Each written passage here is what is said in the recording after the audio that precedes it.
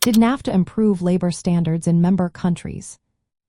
Have you ever wondered how trade agreements impact workers' rights and labor standards? The North American Free Trade Agreement, known as NAFTA, was implemented in 1994. Its main goal was to reduce trade barriers and boost economic integration among the United States, Canada, and Mexico. While it did increase trade and investment, the effects on labor standards in these countries were mixed. NAFTA did not include strong provisions for labor standards. The agreement focused on trade liberalization and economic growth, rather than improving working conditions. This led to fears that it might create a race to the bottom for wages and labor protections. Companies could move operations to Mexico, where labor costs were lower. In the United States, this shift resulted in some manufacturing jobs being lost or relocated. This situation put pressure on wages and job security for many American workers. To address these labor concerns, the North American Agreement on Labor Cooperation was created alongside NAFTA. This agreement aimed to improve working conditions and labor standards across the three countries.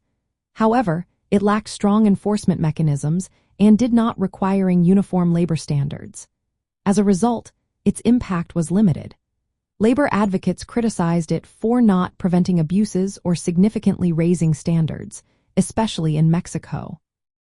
From a Republican viewpoint, the main advantage of NAFTA was its role in expanding trade and enhancing the competitiveness of North American economies.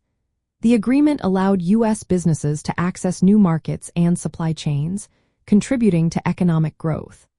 While some job losses occurred, many believed the overall economic benefits outweighed the disruptions in the labor market. Republicans often argue that labor standards should be improved through domestic policies rather than through trade agreements. The successor to NAFTA, the United States-Mexico-Canada Agreement, negotiated later, included stronger labor provisions and better enforcement mechanisms. This change reflects a growing recognition that labor standards need more attention in trade deals.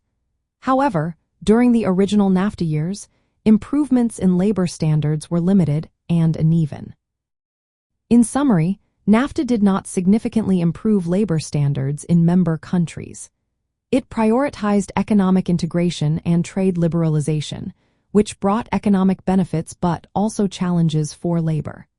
The accompanying Labor Cooperation Agreement had a modest effect, leaving major improvements to later agreements and domestic reforms. From a Republican perspective, the economic advantages of NAFTA justify its approach, while labor standards remains a separate policy issue to be managed within each country.